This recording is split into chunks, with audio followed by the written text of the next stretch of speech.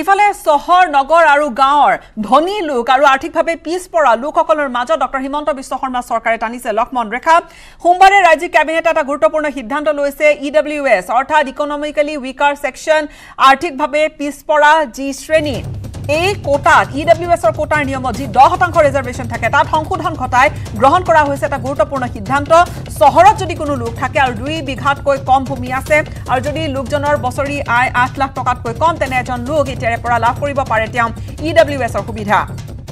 আনহাতে চহৰত থকা ভূমিৰ পৰিমাণ 8640 বৰ্গ ফুট আৰু সেই ভূমি যদি 2000 বৰ্গ ফুটৰ ঘৰ থকা তেনে লোকেও আসলতে ইডব্লিউএছৰ সুবিধা পাব অৱশ্যে এই ক্ষেত্ৰত চৰকাৰে আৰোপ কৰিছে এটা চৰ্ত তেনে লোকৰ যি বছৰি আয় সেয়া 8 লাখ টকাতকৈ কম হ'ব লাগিব একেধৰণে নগৰ অঞ্চলত টাউনসমূহত 30 বিঘাতকৈ কম ভূমি থকা লোক আৰু তেওঁলোকৰ বছৰি আয় 8 লাখ টকা 20 বিঘাতকৈ কম থকা লোক মাটি কম থকা লোক আৰু তেওঁলোকৰ বছৰি আয় যদি 8 লাখ টকা তেনেহলে তেনে লোকে লাভ কৰিব ইডব্লিউএছৰ সুবিধা আৰু একেধৰণে গাঁৱৰ ক্ষেত্ৰতো 30 বিঘা ভূমিতকৈ কম থকা বা 30 বিঘা ভূমিৰ তলত থকা আৰু সমান্তৰালকৈ তেওঁৰ যদি বছৰি ইনকাম যদি 8 লাখ টকাৰ তলত হয় তেনে লোকৰ তেওঁ পৰিব পাৰে ইডব্লিউএছৰ হাৰিত বা তেওঁ এই কোটাৰ বাবে তেওঁ প্ৰযোজ্য হ'ব কি ক'লে কেবিনেট সিদ্ধান্ত সম্পৰ্কে মন্ত্ৰী জয়ন্ত মল্ল বৰুৱাই প্ৰথমে সেয়া শুনাই ল'বলৈ বিচাৰিছো অসম চৰকাৰে এটা অত্যন্ত গুৰুত্বপূৰ্ণ সিদ্ধান্ত লৈছে হেয়া হল ইকনমিক উইকাৰ সেকশন যাক আমি ইডব্লিউএছ কোটা বুলি কওঁ ইডব্লিউএছত আপোনালোকে জানে যে সকলো ক্ষেত্ৰতে ইডব্লিউএছৰ কাৰণে আমি 10% ৰিজাৰ্ভেশ্যন ৰাখো সকলো মানে শিক্ষা দীক্ষা ইত্যাদি বা চাকৰি ইত্যাদিৰ ক্ষেত্ৰতো আৰু ইডব্লিউএছ কোটাৰ কিছুমান ক্ৰাইটেৰিয়া আছিল যে আগতে কিমান মাটি থাকিলে কিমান টকা ইনকাম হলে এই ধৰণৰ এটা ক্ৰাইটেৰিয়া আছিল 15 বিঘা এগ্ৰিকালচাৰ খেতি মাটি থকা মানুহে 8 লাখ টকা আৰু 15 বিঘা খেতি মাটি গাঁৱৰ মানুহৰ এইবাৰ আমি 15 বিঘাৰ ঠাইত 30 বিঘা কৰিছো তাৰমানে যাৰ 30 বিঘা মাটিলৈকে থাকিব তেওঁ ইডব্লিউএছ পাব যদি তেওঁৰ 8 লাখ টকাতকৈ কমৰ ইনকাম হয় গতে 15 বিঘাৰ ঠাইত আমি 30 বিঘা কৰিলো ঠিক তেনেদৰে টাউন এৰিয়াত আছিলে টাউন মানে ৰুৰেল এৰিয়াক বাদ দি আছিল 1 বিঘা মাটি এতিয়া আমি 1 বিঘাৰ ঠাইত 2 বিঘা কৰিলো যে টাউনত 2 বিঘা মাটি থকাও ইডব্লিউএছ সাৰ্টিফিকেট পাব যদি তেওঁ 8 লাখ টকাতকৈ কম ইনকাম হয় ঠিক তেনেদৰে টাউন এৰিয়াত মিউনিসিপাল কৰ্পোৰেচন বা মিউনিসিপাল বৰ্ডৰ আন্ডাৰত আছিল 4320 স্কয়াৰ ফিট হেতু আমি 8640 তাৰমানে গুটেই কেটা আমি ডবল কৰি দিছো আগৰ যেটো নিয়ম আছিল তাক ডবল কৰি দিয়া হৈছে ঠিক তেনেদৰে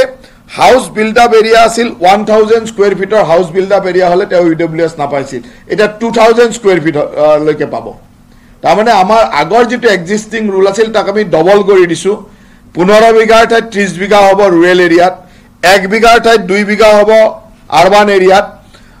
4320 স্কয়াৰ ফিটৰ মিউনিসিপাল বৰ্ডৰ এৰিয়াত 8640 স্কয়াৰ ফিট হ'ব ঠিক তেনেদৰে 1000 স্কয়াৰ ফিটৰ ঘৰৰ ঠাইত 2000 স্কয়াৰ ফিট হ'ব গতিকে এইটো এটা ডাঙৰ সংশোধন আজি হৈছে যিয়ে আমাৰ ইকনমিক্যালি উইকাৰ সেকশন যক আমি অৰ্থনৈতিকভাৱে পিছপৰা শ্ৰেণীৰ বুলি কওঁ যত আমাৰ 10% ৰিজাৰ্ভেশ্যন চাকৰি বা অন্যান্য শিক্ষা দীক্ষাৰ ক্ষেত্ৰতে মেডিকেল এডুকেশ্যন সকলো শিক্ষাৰ ৰিজাৰ্ভেশ্যন বা আমাৰ চাকৰি ৰিজাৰ্ভেশ্যনৰ ক্ষেত্ৰত ইডব্লিউএছ কোটা এটা থাকে এই ইডব্লিউএছৰ ক্ষেত্ৰত কিছু ক্ৰাইটেৰিয়া সংশোধন কৰাৰ কাৰণে মই ভাবো যে অসমত বহু লোকে ইডব্লিউএছৰ কোটাত চাকৰিয়ে হওক বা পঢ়া শুনাৰ সুবিধা পোৱাৰ সম্ভাৱনা বাঢ়িলে আৰু তাৰ লগে লগে এই ইডব্লিউএছ কোটাৰ কাৰণে যিখিনি ইনষ্ট্ৰাকচন থাকিব সেইখিনি আমি খুব খৰকটীয়া কৰি সাৰ্কুল অফিচাৰ সকলক ইমিডিয়েটলি যাতে লোকসকলক এই সাৰ্টিফিকেট বিলাক ইস্যু কৰে কাৰণ আমি দেখিবলৈ পাওঁ যে আমাৰ অসমৰ কিলঞ্জিয়া মানুহৰ কৰবাত মাটি অকমান বেছি থকা কাৰণে তেওঁলোক ইকনমিক্যালি উইক কিন্তু 15 বিঘাতকৈ অলপ মাটি বেছি আছে গাঁৱৰ মানুহটো মাটি বেছি থাকে এনেকুৱা কিছুমান কথাৰ কাৰণে বহুত পাবলগীয়া মানুহ 8 লাখ টকাৰ তলত ইনকাম কৰা মানুহ এই সাৰ্টিফিকেট বিলাক পোৱা নাছিলে সেই কাৰণে আমি এইটো এটা ডাঙৰ সংশোধন আনিলো যি সংশোধনে অসমত ইকনমিক্যালি উইকাৰ সেকশনৰ যেটো প্ৰকৃত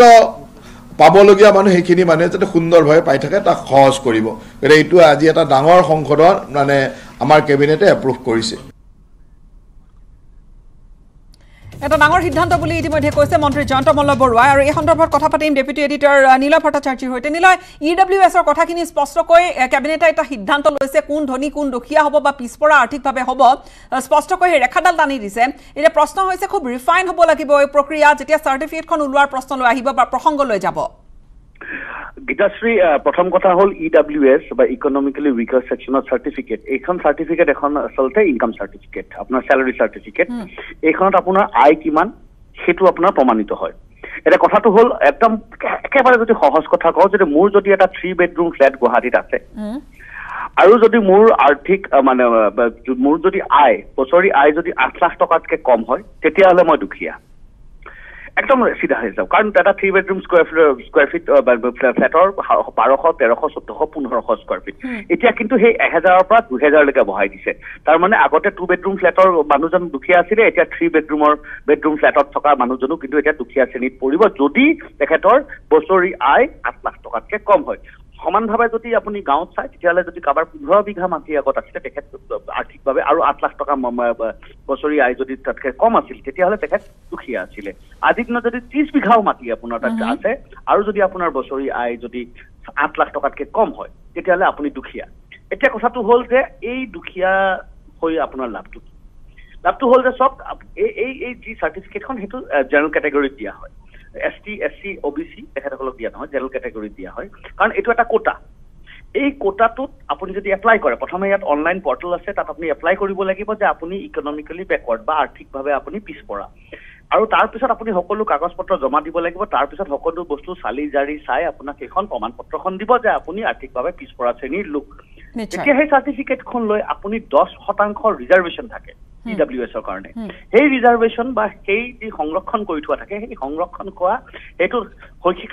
সেকশনতে হওক বা চাকৰি বাকৰি সেকশনতে হওক বা আন কিবা সেক্টৰতে হওক সকলোতে 10% ৰিজাৰ্ভ থাকে তো আপুনি যদি মোৰ ল'ৰাই যদি আজি মেডিকেলত এডমিশ্যন পায় আৰু যদি মই আৰ্থিকভাৱে পিছপৰা যদি চৰকাৰী যিটো নতুন গাইডলাইনছ আছে নীতি নিৰ্ধাৰণ কৰা হৈছে এই নীতিৰ মতে যদি মই আৰ্থিকভাৱে পিছপৰা শ্ৰেণীত মই পঢ়ো তেতিয়াহ'লে মোৰ ল'ৰাই কিন্তু সেই জেনেৰেল যদি হয় কাৰণ জেনেৰেলভাৱে কোনো ৰিজাৰ্ভেশ্যন নাই তো মোৰ যদি জেনেৰেলৰ মই মোৰ বামুণ ল'ৰাটোৱে গৈ পেলাই তাত সেই আৰ্থিকভাৱে পিছপৰা শ্ৰেণীত 10% ৰিজাৰ্ভেশ্যন যে থাকে তাত গৈ এপ্লাই কৰিব পাৰিব মুখ্যমন্ত্ৰী ডাঙৰীয়া বহুত আগতেই কৈছিলে যে বহুতে এই কথাটো গম নাপায় আৰু সেইকাৰণে নিজৰ সেই ইডব্লিউএছ চাৰ্টিফিকেটখন উলিয়াই নলয় ইডব্লিউএছ চাৰ্টিফিকেটখন যদি উলিয়াই লয় তেতিয়াহ'লে কিন্তু বহুতভাৱে এইটো সুবিধা হয় আৰু সেই কাৰণে চৰকাৰে এইটোৰ ওপৰত সেই আগতেও কথা কৈছিলে আজি এইটো বস্তু কেতিয়াবা পুনৰবাৰ স্পষ্ট কৰিছে আৰু সকলোখিনি সংখ্যা ডাবল কৰি দি তেওঁলোকে এটা সিদ্ধান্তত উপনীত হৈছে আৰু সিদ্ধান্ত সকলোৰে মংগলৰ বাবে হ'ব বুলি চৰকাৰে কৈছে কিন্তু নিলয় নিশ্চয়কৈ এই প্ৰক্ৰিয়াটো আচলতে চাৰ্টিফিকেটখন প্ৰকিউৰ কৰা বা লোৱাৰ প্ৰক্ৰিয়াটো খুব ৰিফাইন হ'ব লাগিব যাতে কোনো বক্ৰ পথেৰে কোনোবাই সেই চাৰ্টিফিকেটখন নুলিয়াই গৈ কাৰোবাৰ মাটি আছে কিন্তু ধৰক টকাৰ কথাটো তেওঁলোকে মাটিৰ পৰা ইনকাম চলি আছে তেনেকুৱা ধৰণৰ কথাবোৰো আহিব নিশ্চয়কৈ হয় ডেফিনেটলি সব এডুকেশ্যনেল ইনষ্টিটিউশ্যন ৰিক্ৰুটিং আৰু যিবোৰ চৰকাৰী এজেঞ্চি আছে ৰিক্ৰুট কৰে তেখেতসকলে এই যিটো চাৰ্টিফিকেটৰ জেনুইননেছ বা সেই জেনুইননেছটো কিন্তু খুব চালিজাৰি চাই আৰু লগতে এই চাৰ্টিফিকেটখন যেতিয়া থাকিব তেতিয়াহ'লে এই চাৰ্টিফিকেটখনৰ লগত মানুহ যিসকল disability quota ex servicemen quota সেই ছাৰ্ভিচমেন কোটাত ইয়াত এপ্লাই নহয় আপুনি এটা কথা মন কৰিব ইডব্লিউএছ চাৰ্টিফিকেটৰ যিটো পাব আপুনি কিন্তু এটা নিজাববীয়াকে এটা সুকীয়া কোটা আৰু যিহেতু সেই কোটাৰ কাৰণে থাকিব এইটো কিন্তু এক নতুন বস্তু নহয় কিন্তু সেই কৈছো মই আপুনি মই কিন্তু ইয়াত এইটো বস্তু ভালকে আগতে গমেই নাপাইছিলো এতিয়া যিহেতু এইটো কৈ দিয়া হৈছে এইটো আগৰ পৰা আছিলে আগত বস্তুটো কম আছিলে আগত আমাৰ আয়টো আছিলে 6 লাখ টকা অসম চৰকাৰৰ আৰু 1000 স্কয়াৰ ফিট আছিলে চহৰত গাঁৱত আছিলে সেইটো 15 বিঘা সেইবোৰ বহাই দিয়া হৈছে যাতে যিসকল খিলঞ্জীয়া মানুহ 15 বিঘা মাটিতকৈ বেছি মাটি তেখেতসকলৰ আছে সেই মাটি থকাৰ পিছতো যদি বছৰি আয় যদি 8 লাখ টকাতকৈ কম হয় তেতিয়াও কিন্তু তেখেত আগতে আৰ্থিকভাৱে পিছপৰা বুলি পৰিগণিত নহৈছিলে আৰু সেই সা সুবিধাখিনি পোৱা নাছিলে এই সংশোধনৰ পিছত তেওঁলোকে সা সুবিধাখিনি পাবলৈ সক্ষম হ'ব নিশ্চয়কৈ খুব গুৰুত্বপূৰ্ণ বিষয় ধন্যবাদ জ্ঞাপন কৰিছো নীলা আমাক আপুনি সবিশেষ কিছু জনালে